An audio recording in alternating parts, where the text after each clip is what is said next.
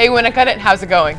I hope you guys have had an awesome week because obviously I had. I mean, look at this flannel. Yeah, Em, you're definitely rocking it. Thanks, Alia, I appreciate it. And what a week it's been. Winnable was this past Monday, February 15th. Lizzie Baker served as our MC for the event and brought us through 3 rounds of Winnable: push-ups, trivia, and musical chairs. By the end of the musical chairs, the sophomores, 218, won the Winter Carnival champion plaque, coming up from dead last to first. Check out some of our Winnable footage. And here it is back.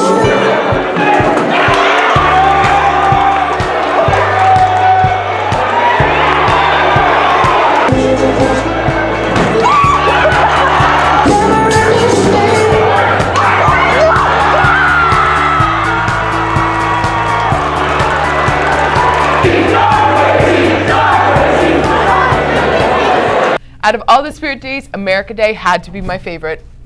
Cub WHTV reporter Anthony Tamanini took a look at what it means to be an American. You know what I think of when I think of America?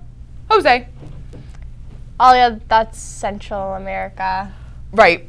Anyways, let's see what the students of Winnicott think about America and what it means to be American. What's good, Winnicott? It's your main compadre, Anthony Tamanini. You know, we live in a very unique country, and in this day and age with globalization, social media, and the ability to talk to someone on the other end of the planet, where do we draw our identity as a nation? Well, I went around Winnicott and asked what makes you guys feel American. The United States is unique to where we have a culture that is not a historical culture, but an always changing popular culture that's felt all around the globe. People from Germany to Japan listen to our music, watch our movies, and even eat our food. Let's see what makes Winnicott students feel more American. What makes me feel American? McDonald's. Measuring my weight in pounds as opposed to stones or kilograms.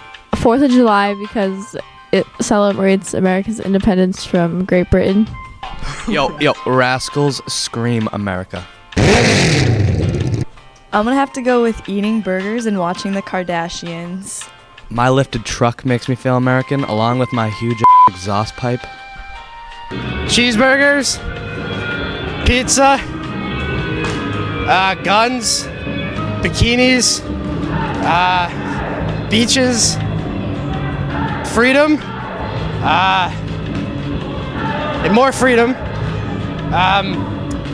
muscle cars, sports cars, any type of car, big trucks, taking stuff that isn't ours. An N11 from Kennywalk. Previously unbeknownst to me, many members of the Winnicott community tend to identify food, particularly cheeseburgers, as a source of American pride.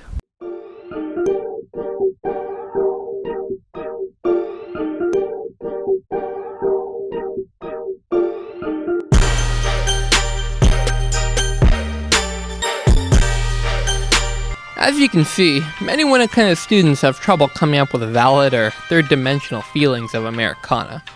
So I asked some of our wonderful teachers what their thoughts on the matter were.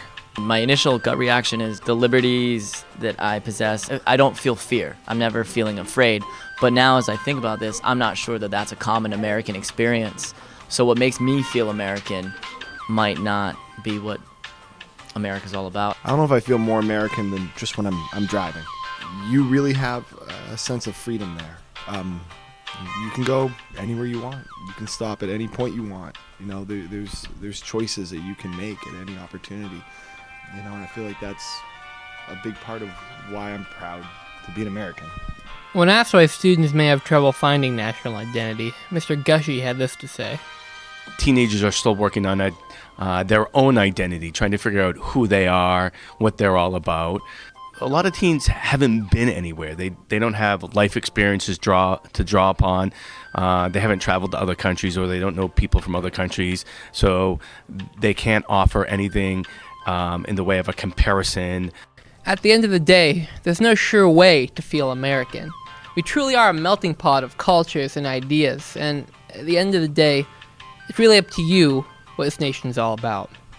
Anyways, I hope you enjoyed the story. This is Anthony Tamanini, and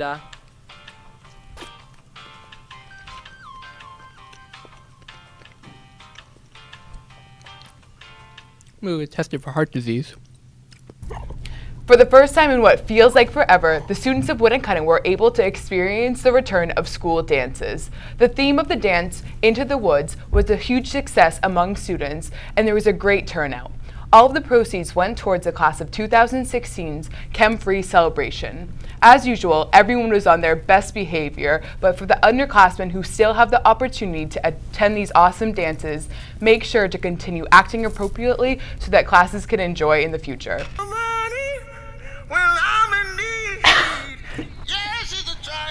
Are you kidding me? Sorry, guys. You're ridiculous, but I love your Nokia. Yeah, it's an iPhone, but Mike and Griffin got the story on it. Hey, Winnicott, it's Mike and Griffin here, and we've decided to get a little techie and a little boring. We want to decide which of these two phones is more popular. What about BlackBerry? Who uses Blackberries anymore? Many years ago, the debate was rock, paper, or scissors. But here in the 21st century, the debate has changed to iPhone, Android, or BlackBerry. Each device has obvious pros and cons, setting them apart from each other. The pros of each device. iPhones. They have iMessage. They're very popular. They're user-friendly. BlackBerry. They have multiple carriers. Physical keyboard, which some might find to be a con. They have a strong email system, and they're very secure. Even the White House uses them. Android. Customizable. They're less expensive. They have HD screens. They have variety. And they have a removable battery. And now the cons. iPhones. They're expensive. They're fragile. Not very customizable. And there's not much variety. BlackBerry. They're obsolete, confusing to operate, and they're relatively expensive. Android, nobody ever has the same charger, and they have text messages. But here at Winnicott, which reigns supreme? Hewitt. iPhone or Android? iPhone. iPhone. Ann. Yes. iPhone or Android? Pardon me? iPhone or Android? iPhone. There we go. Hey. iPhone, definitely. Hey, iPhone or Android? iPhone. Why? Because I have one. That's not. iPhone or Android? iPhone. Why? Because they're better. Okay. iPhone or Android? Android, all the way. iPhones break if you look at them funny. BlackBerry. Do you have iPhone or Android? iPhone. Why? Okay. I'm a big fan of the Nokia. Do you have an iPhone or an Android? iPhone! What he said. Why do you have an Android? Is this cheaper? Wow. Why do you have an Android? I don't care. I don't know. Do you have an iPhone or an Android? iPhone. Why? Better apps, I don't know. iPhone or Android? Okay, thank you. The bull doesn't let me let people in. The most popular phone of 2015, according to TechRadar.com, was the Samsung Galaxy S6, which is an Android. And trailing behind that was the iPhone 6s. BlackBerry did not even make the top 10. Well, I hope this story helped you figure out which phone best fits you. For WHTV, this is Apple. And Android. Get off your phone. We're trying to do desk. Sorry, I'm just trying to keep up with all these tweets. Yeah, I heard there's been a crazy amount of drama on Twitter lately, and honestly, everyone just needs to simmer down. Hayden Cho and Abby Merrill took a deeper look into how students are using and misusing Twitter. Twitter was launched nearly 10 years ago, in March of 2006. Its original purpose was to help generate ideas, which many people use it for, but it has also become a faceless platform for people to express their anger with one another. I find Twitter fights to be hilarious. Twitter fights are always entertaining. Always makes me want to grab a snack, sit back, relax, and enjoy the feud. They're pretty interesting to see, and they're pretty funny because most of the time, like, I know people. I honestly think Twitter fights are the stupidest thing. People fight for no reason. While fights on social media are different than a physical fight, they happen more often. And there are times when the school steps in and gets involved. We talked to school resource officer, Detective DeLuca, to learn about the legal circumstances of social media fights. If there's a fight on Twitter and it happened and I know that it happened in Hampton, I'm going to get involved. If I know that it happened in Seabrook, I'm going to notify Seabrook and they may or may not be involved. You know, the big factors to consider, you know, is the fight mutual combat? You know, is the fight with somebody being picked on or jumped? And sometimes that's the case. Student athletes here at Winnacunnet can also be held accountable for what they post on social media. Winnacunnet Athletic Director Carol Dosenbrunn says, if an athlete's tweet is offensive and breaks the social media rule, consequences can and have been handed out.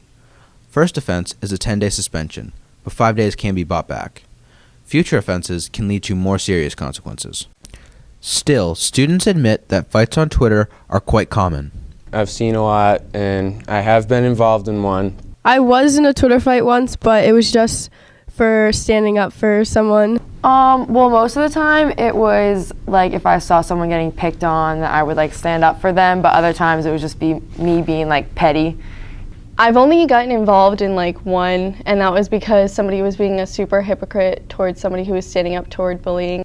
Social media gives people the freedom to say anything they want about anyone, but with new school rules and laws, consequences can and have happened to students if the school or law enforcement steps in. If you're posting something on Twitter and somebody was hurt, you know, pretty much you have evidence of a crime and the police can seize your phone. But some students feel that they need to step in when they see offensive things on Twitter. When I got into my little Twitter beef, I thought about tweeting something towards a certain person who did a certain thing that didn't really fly by my rules.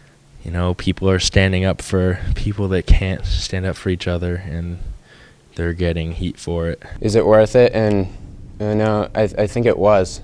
For good and bad, social media allows people to say things that they would not if they were face-to-face. She never would have said that in person. Like what she tweeted, she never would have said that in person. I wouldn't be able to say what I said over Twitter. Face to face is ideal because I'm pretty sure that people wouldn't say half the stuff that they do, but like over the internet, it's like a lot easier to be rude. I kind of liked like doing it over Twitter though, because then everyone saw both sides of it. Well, Twitter fights can be very funny, but they can also be very hurtful. You have to know where to draw the line. Our best advice is to stay away from fights in general and to also use social media appropriately. For WHTV, I'm Hayden Choate. And I'm Abby Merrill. Well, okay, that was... Lit! You know what else was lit? The Vex Robotics competition. Yeah, okay. No, seriously, it was really cool. Check it out.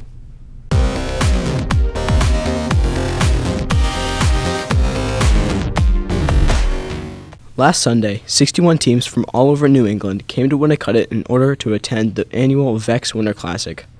This year, teams had to design and build a robot capable of launching balls into a net. Each team had their own unique strategy and used different mechanics to accomplish the challenge. Students from Winnacunnet have spent many hours working on their designs under the direction of computer science teacher Jim Meethick. We asked Jack Rademacher from Winnacunnet Team 4558B about his ideas and design for the competition. So our design is a very simplistic design. We don't have any wheels. A lot of people have wheels, but what we do is we have to take the balls and shoot them into the net. And so what we do, we made sort of like a pitching machine, if you've seen one of those. And what they do is they have two spinning wheels, and we put the ball in, and the motors spin really quickly, and it launches the ball up out of the robot. Right now we're actually working on a lifting mechanism to lift another robot, which is a task you're allowed to do at the end of the match, and you actually get a very large number of points for doing that. It's actually 50 points for how high you can lift someone. So right now that's all our robot does, and no wheels. Wheels are overrated. Brian Coffin is the lead programmer for his team. We asked him about what goes into making the robots work. So on the robotics team, I'm a programmer. I work on the software side of things. I basically write what makes these, the brains of the robots, work. And that's how we control the motors, everything that the robot does. So that's what I do. I just work on a computer. Right now, one of the robots I'm working with, I believe it's 4558A or one of the other teams. It can basically score low goals right now, and it does that by spinning up 2 wheels, and that's basically how it works. Here are some highlights from last week's competition.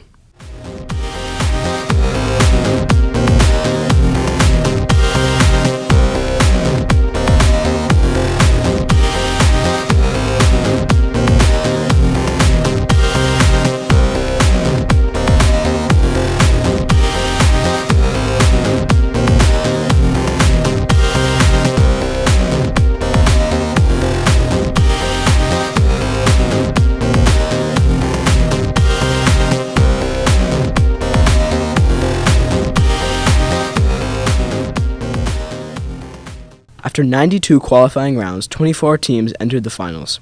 There were some close games, but in the end, Team 5106E from Kennett High School and Team 40E from Trinity took the win. This is Ben Wilson and Connor Lennox for WHTV. That's all we have for you today, Winnacunnet.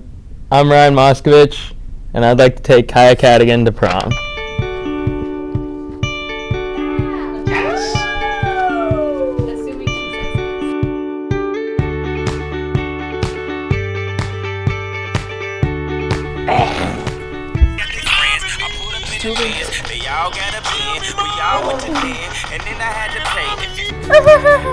Yeah, actually, that does seem Wait, cool. I'm sorry, I was fixing my hair. Okay.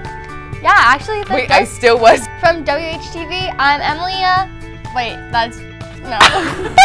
Did you just mix our names? From WHTV, I'm Emilia. No, I did it again.